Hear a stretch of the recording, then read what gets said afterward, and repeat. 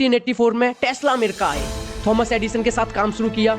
Edison DC power system चलाते थे, पर टेस्ला एसी को ज्यादा एफिशिएंट मानते थे। बोला, कंप्लीट करोगे तो मैं तुम्हें $50,000 दूंगा। टेस्ला ने काम कंप्लीट किया, पर एडिसन ने कहा तुम अमेरिकन ह्यूमर को नहीं समझे और पैसा नहीं दिया। एक 19 साल के लड़के की, जिसको नोबेल मिलने में 40 साल लग गए, यानी कि 40 साल बाद उनको नोबेल प्राइज मिला। इसका मतलब ये नहीं कि तुम गलत हो, आइडिया को वक्त लगता है, कभी सपोर्ट चाहिए होता है और कभी तुम्हें अपना रास्ता खुद बनाना पड़ता है।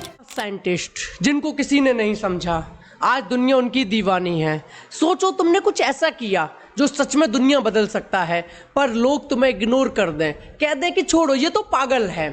फिर सालों बाद वही लोग तुम्हारे काम को तालियां। आज मैं तुम्हें 5 ऐसे साइंटिस्ट की कहानी सुनाऊंगा जिन्हें पहले समझा नहीं गया, पर आज दुनिया उनकी कभी अंडर एस्टिमेट हुए हो या फेल होकर फ्रस्ट्रेट हो गए हो। ये वीडियो तुम्हारे लिए। लियो गैलीली, इन्हें मिली सच बोलने की सजा।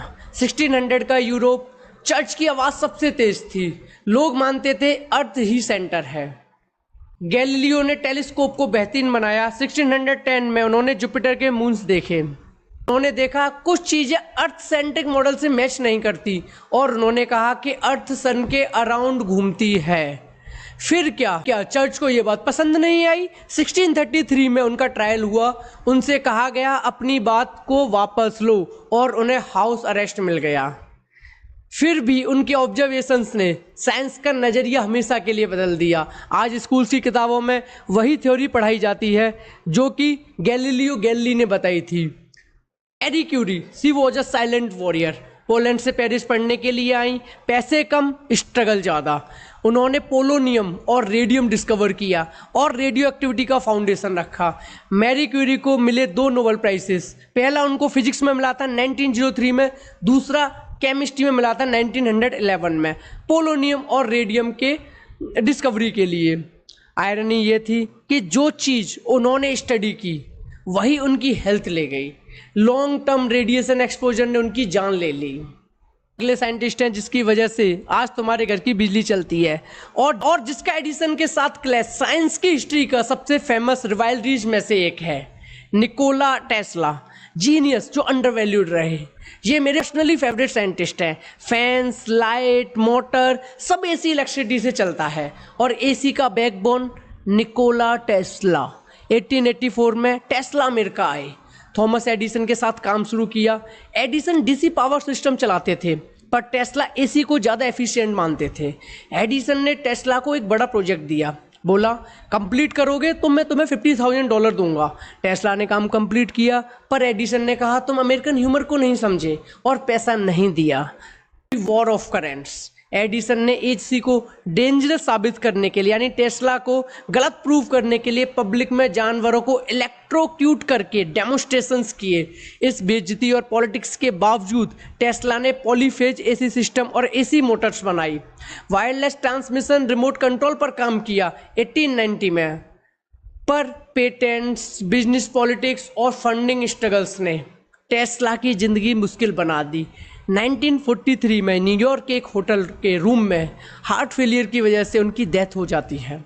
आज टेस्ला एक लेजेंड है, पर जीते जी उनको वो इज्जत कभी भी नहीं मिली। अगला नाम है भारत के एक जीनियस जिसका नाम पार्टिकल फैमिली में जीता है, सत्येंद्र नाथ बोस।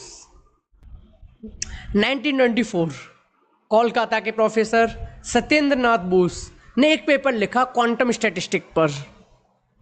पेपर रिजेक्ट हुआ। बोस ने सीधा अल्बर्ट आइंस्टीन को भेज दिया। आइंस्टीन ने पेपर पसंद किया, उसका ट्रांसलेशन करवाया और पब्लिश कर दिया।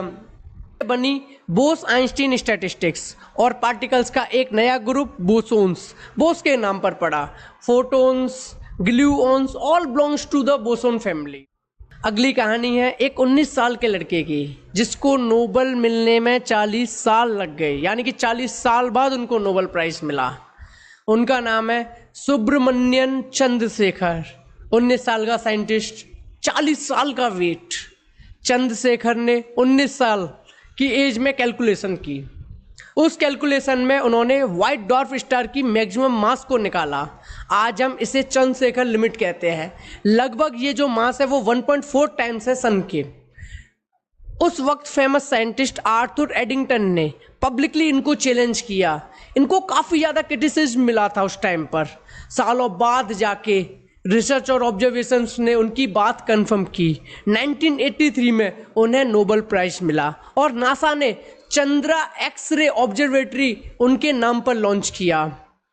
इन 5 कहानियों से एक ही मैसेज मिलता है, इग्नोर होने का मतलब ये नहीं कि तुम गलत हो। आइडिया को वक्त लगता है, कभी सपोर्ट चाहिए होता है और कभी तुम्हें अपना रास्ता खुद बनाना पड़ता है।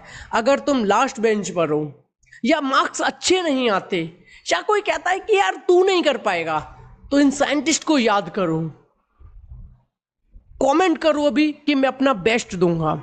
लाइक करो अगर ये कहानी तुम्हें इंस्पायर करती हो या इंस्पायर कर रही हो, और सब्सक्राइब करो ताकि ऐसी स्टोरी आगे भी आपको मिलती रहे।